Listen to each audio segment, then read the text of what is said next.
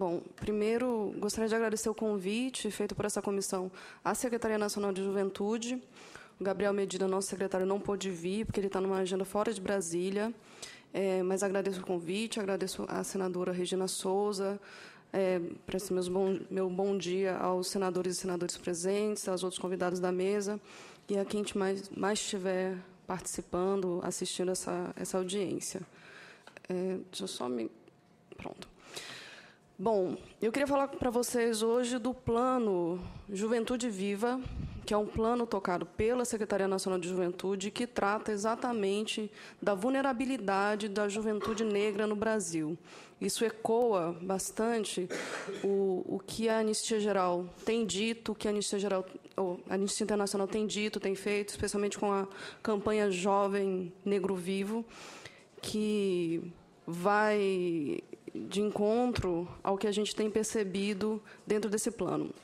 Eu começo com uma fala da presidenta Dilma Rousseff, na Conferência Nacional de Igualdade Racial, em que ela aponta que é necessário, ela fala desse plano Juventude Viva, e fala que é importante, que é essencial que o Estado preste atenção a isso que está sendo chamado por movimentos sociais de um genocídio da juventude negra.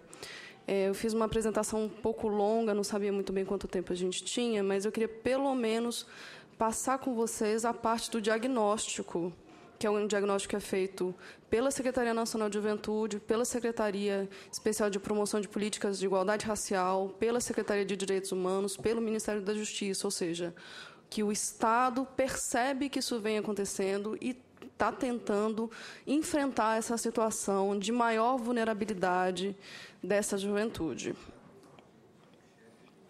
Eu trago aqui alguns dados para vocês. Bom, que nesse recorte de juventude que a gente tem hoje é de 15 a 29 anos, isso representa 27% da população total do Brasil, ou seja, um quarto da população brasileira é jovem. A divisão de gênero mais ou menos equilibrada. Mas eu queria mostrar para vocês, especialmente o dado ali embaixo, que diz que, do total de jovens brasileiros, 53,7% se declaram pretos e pardos, compondo uma categoria que é a categoria de negros. Há ali outros dados também sobre aqueles que já exercem o seu direito de voto, a divisão, a separação territorial entre jovens que moram em cidades e jovens que moram no campo, e, por fim, a escolaridade desses jovens. Mas o que é importante destacar é que, no Brasil, apesar desse desenho da juventude mais disseminado, a violência ela tem um alvo. E esse alvo tem idade, tem raça, e ele vem de um território específico. Como a Renata falou, esses dados são de 2012. 56 mil pessoas foram assassinadas em 2012. Desse percentual, mais de 30 mil eram jovens. Desses 30 mil jovens, 71,5% eram negros e 93,4% eram homens. Ou seja, você tem um recorte que é um recorte específico. Quem está morrendo hoje no Brasil? Esses dados vêm do sistema de informação de mortalidade do Ministério da Saúde, mas eles foram sistematizados num documento chamado Mapa da Violência, pelo Júlio Jacobo, que é um documento que é uma pesquisa financiada pela Secretaria Nacional de Juventude, dentro do programa Juventude Viva. Outros dados que também vêm desse documento? Que entre 2001 e 2011, o número de homicídios de jovens brancos cai e o número de homicídios de jovens negros aumenta. A diferença é inegável. Essa taxa que ele está chamando de taxa de vitimização é a diferença entre a mortalidade de jovens brancos e a mortalidade de jovens negros. Ou seja, em 2012, ela alcança 170%. Isso quer dizer que, para cada jovem branco que é assassinado, você tem 2,7 jovens negros que morrem de maneira violenta. Ou seja, a gente tem dados que talvez sejam um pouquinho distantes, mas isso quer dizer que a cada 2 horas, 5 jovens negros são assassinados. Ou, por dia, 60 jovens negros são assassinados. 5 jovens negros morrem enquanto a gente está aqui nessa comissão. Um outro documento que também foi criado dentro do âmbito do Plano Juventude Viva é esse índice chamado Índice de Vulnerabilidade Juvenil, que é um indicador que tenta entender qual é a situação de vida desse jovem que está sendo vitimado pela violência, de onde é que ele vem, quem ele é, o que o vitima, o que o vulnerabiliza. Então, esse índice vai indicar territórios no Brasil, entre estados e municípios, nos quais os jovens têm maior vulnerabilidade. Então, o índice vai medir mortes violentas, seja por homicídio, seja por acidentes de trânsito, e depois seria importante, em algum outro momento, conversarmos sobre a morte de jovens por acidentes de trânsito, especialmente jovens que usam motocicletas, motoboys, tanto no seu horário de trabalho quanto no seu horário de lazer. Não sei se vocês sabem, mas a quantidade de mortalidade por acidentes de trânsito com motos ultrapassa muito, muito, muito mais a quantidade de mortos em acidentes de trânsito por outros veículos. Mede também a situação escolar, a frequência à escola, o grau de escolaridade desses jovens, mede emprego, inclusão no mercado de trabalho, mede a pobreza, mede a desigualdade social e indica a diferença de risco de homicídios entre jovens brancos e negros. Só para falar um pouco sobre esses indicadores, desses indicadores que estão recolhidos, que estão sintéticos nesse índice de vulnerabilidade, todos eles pioram, com exceção do indicador de desigualdade social. O que eu quero dizer com isso? Que nesses territórios onde isso é medido, a questão da desigualdade social, a questão da pobreza, os índices de pobreza, eles caem, a desigualdade social diminui, por conta da ação de programas de transferência de renda, programas de assistência social. Só que não basta você investir, você fazer programas de transferência de renda, porque isso não vai acabar com a violência. Acho que havia uma certa sensação de que não, a dupla, o binômio, pobreza e violência vão sempre caminhar juntos. Não. Esse indicador mostra isso com bastante clareza. Todos esses indicadores pioram, com exceção do indicador de desigualdade social, o que mostra que a ação de assistência social, os programas de transferência de renda não vão resolver a questão da violência nesse território. O que se depreende disso é que a violência não é aquilo que acompanha a pobreza, mas a violência é uma maneira de lidar com conflitos, é uma linguagem que a sociedade brasileira aceita. E que, nesses territórios, é essa linguagem que é a linguagem utilizada para se resolver quaisquer conflitos. Bom, só para vocês terem uma ideia, levantei os dados mais alarmantes. Na Paraíba, o risco de um jovem negro ser morto é 13 vezes maior do que o risco de um jovem branco ser morto. Em Pernambuco é 11 vezes maior. Em Alagoas é 8 vezes maior. Uma média brasileira que já é 2,7 vezes maior, que já é uma média alarmante. Mas você vai, claro, há estados em que esse índice, se ele chega a zero, o que significa que há a mesma chance entre os dois, mas não significa que a juventude não está sendo assassinada. Bom.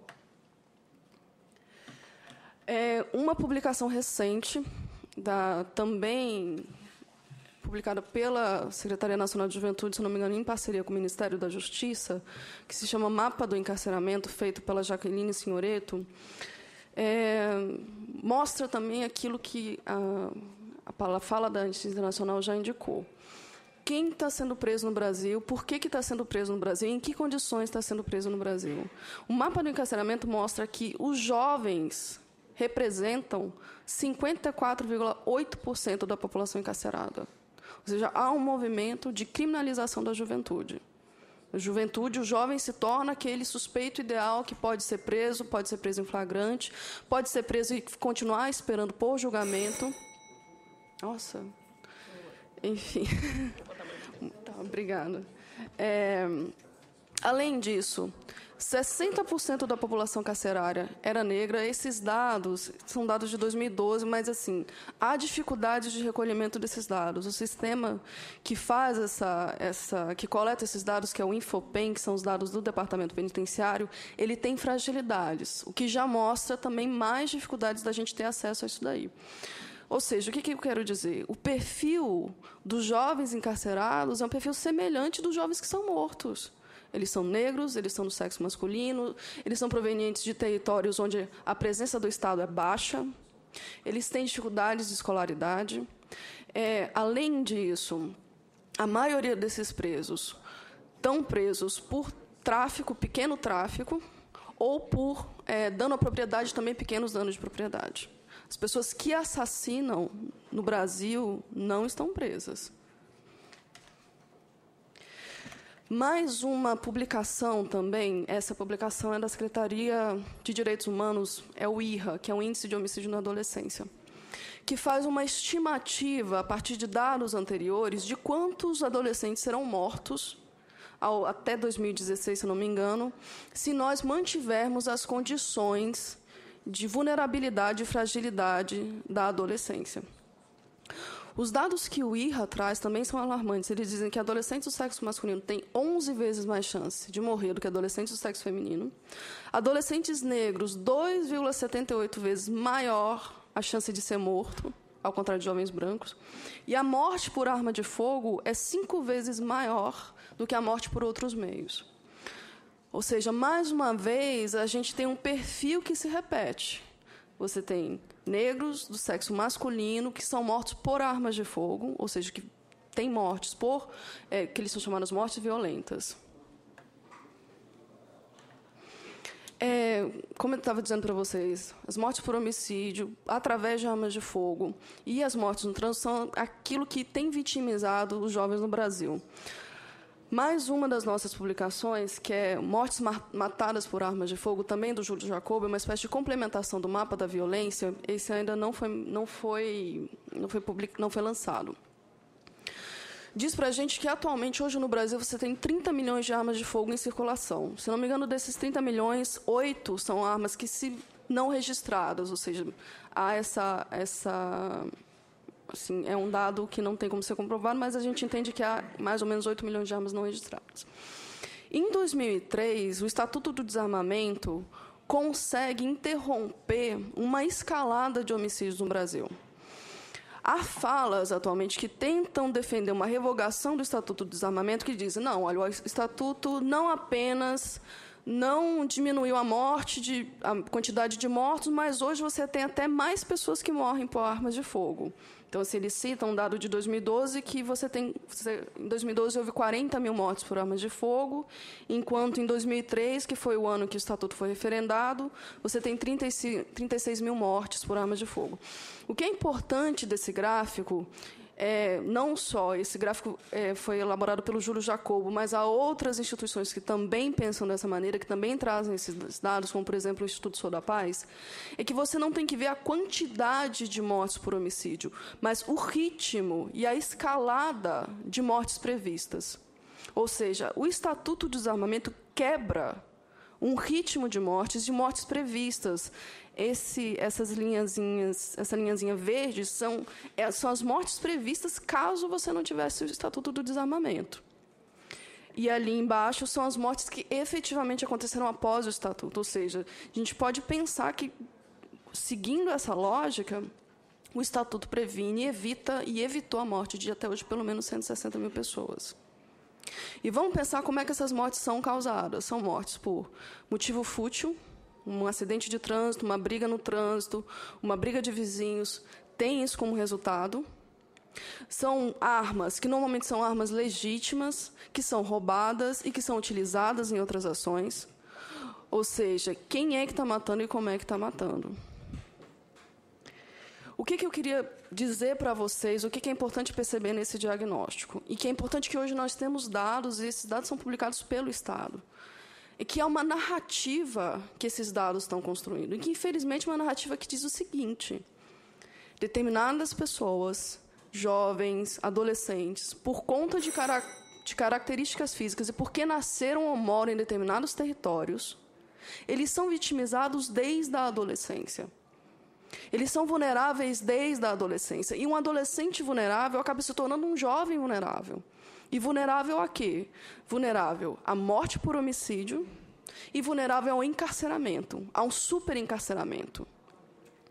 E mais, e a morte por homicídio com armas de fogo. E quem é esse jovem, quem é esse adolescente? É um jovem negro, do sexo masculino, morador desses territórios.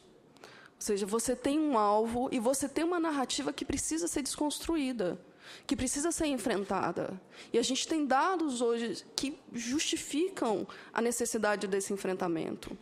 Esses dados eles se completam, e isso é muito, muito ruim, porque você tem jovens que estão em situação de vulnerabilidade desde a adolescência. Para quem já trabalhou no sistema socioeducativo, e como isso tem sido uma pauta, né, uma pauta muito importante, às vezes você ouvia dos próprios adolescentes que eles tinham, se não me engano, o destino no 3 Cs: cadeira de rodas e tinha uma outra... Ou caixão, exatamente. Ou seja, até eles já introjetam, até eles estão dizendo para a gente há muito tempo o que só agora o Estado consegue perceber através desses dados. Bom, essa é a parte do diagnóstico.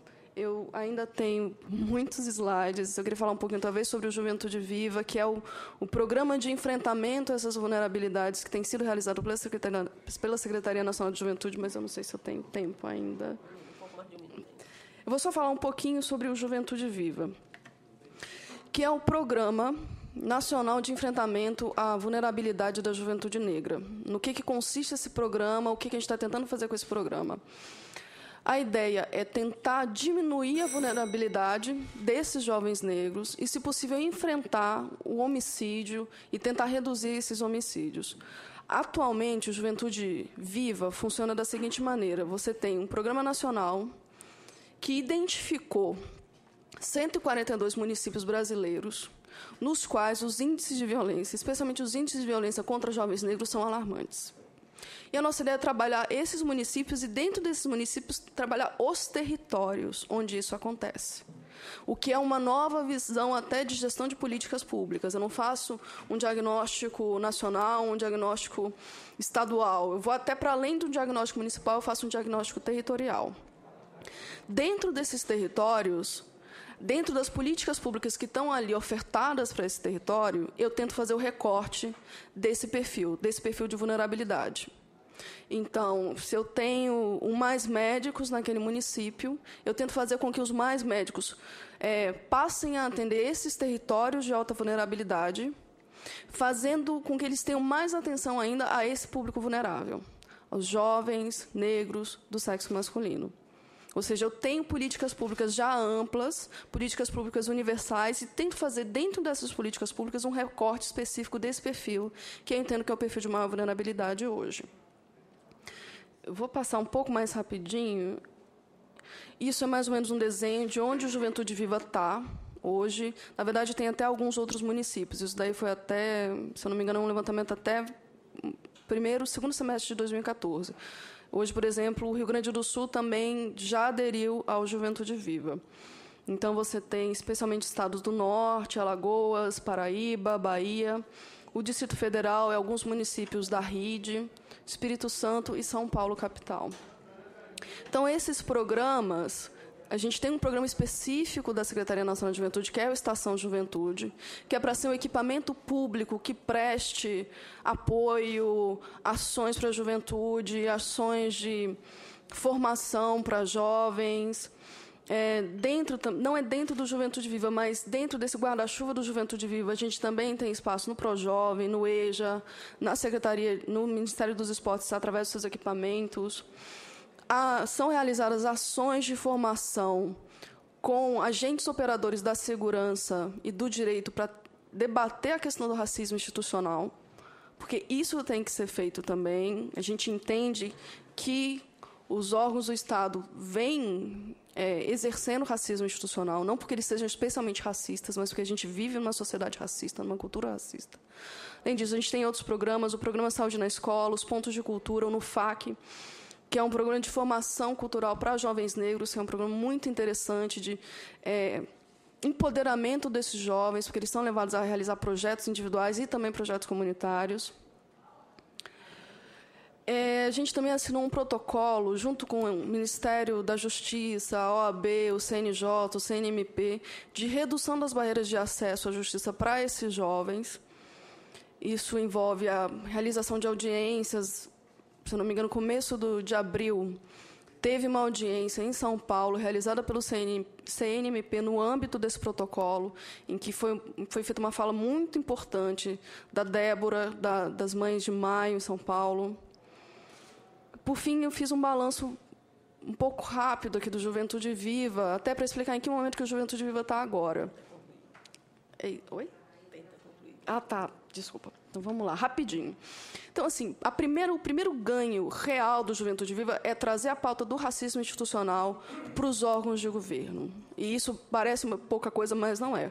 Fazer com que o Estado reconheça a sua ação enquanto uma ação que é perpassada pelo racismo institucional e transformar isso a partir do momento que eu reconheço um problema, eu sou capaz de enfrentá-lo. Isso é um grande ganho que o Juventude Viva traz. É um programa que está na fala da presidenta, ou seja, que é assumida como responsabilidade da presidenta.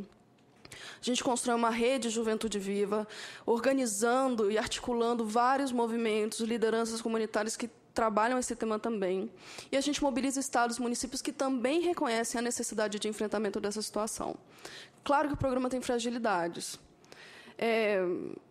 Dificuldades de monitoramento, especialmente dificuldades de estar ali no território. Por isso que a gente chegou no momento que a gente está chamando de Juventude Viva Fase 2, que é tentar ter uma ação mais forte, mais proeminente nos territórios e criar um eixo, que a gente está chamando de um eixo de segurança e justiça, que é um eixo em que eu comece a trabalhar com ações dentro desses dois sistemas, do sistema de segurança e do sistema de justiça. Para além dos recortes prioritários que a gente faz nas políticas públicas, fazer uma ação mais incisiva dentro do sistema de segurança, dentro do sistema de justiça. Esse é o momento que a gente está reelaborando o Juventude Viva, fazendo um novo desenho, buscando outros parceiros, fortalecendo parcerias com outros órgãos. Então, o Juventude Viva deve ser lançado ou relançado, esse segundo momento, no próximo semestre. Mas já levando em consideração esse diagnóstico que eu apresentei para vocês e a importância do que esse diagnóstico diz. Rapidinho também, falar que o Juventude Viva, a Secretaria Nacional de Juventude e o Juventude Viva também está atento à agenda legislativa, especialmente nessas pautas. Na PEC da redução da maioridade penal, se entende que isso não reduz violência, se entende que isso é um discurso moralista para penalizar menos de 1% de adolescentes, que são os adolescentes que cometem crimes contra a vida e que já são bastante punidos no sistema socioeducativo. E quem conhece o sistema socioeducativo sabe que um adolescente pode passar mais de 3 anos internado numa instituição, longe da sua família, longe da sua comunidade, longe dos seus amigos. E isso, para um adolescente, 3 anos é mais que 3 anos. Às vezes, o sistema socioeducativo é até bem mais cruel do que o sistema prisional. O PL 4471, que a gente entende que chamado fim dos autos de resistência, mas a gente entende que é obrigatório, que precisa ser obrigatório a investigação de homicídios cometidos por agentes do Estado. O que acontece hoje é que nem sempre eles são, você informa o MP arquiva. Não, a gente entende que todos os homicídios devem ser investigados. PL 3722, de revogação do Estatuto do Desarmamento. Como mostrei para vocês, o desarmamento, o Estatuto do Desarmamento interrompeu uma escalada de homicídios, mas não foi suficiente para a gente reverter essa cultura de violência que a gente tem. Você precisa de outras e novas e medidas mais interessantes e outras ações, mas que o Estatuto do Desarmamento representa uma vitória, e a gente está falando de 160 mil mortes evitadas. E, por fim, a gente está acompanhando também a CPI da violência contra jovens negros e pobres, que está tentando investigar causas e consequências dessa violência para a sociedade, né? Então, esses aqui são os municípios que fizeram adesão ao Juventude Viva. E, enfim, encerro a minha fala. Agradeço a atenção de vocês.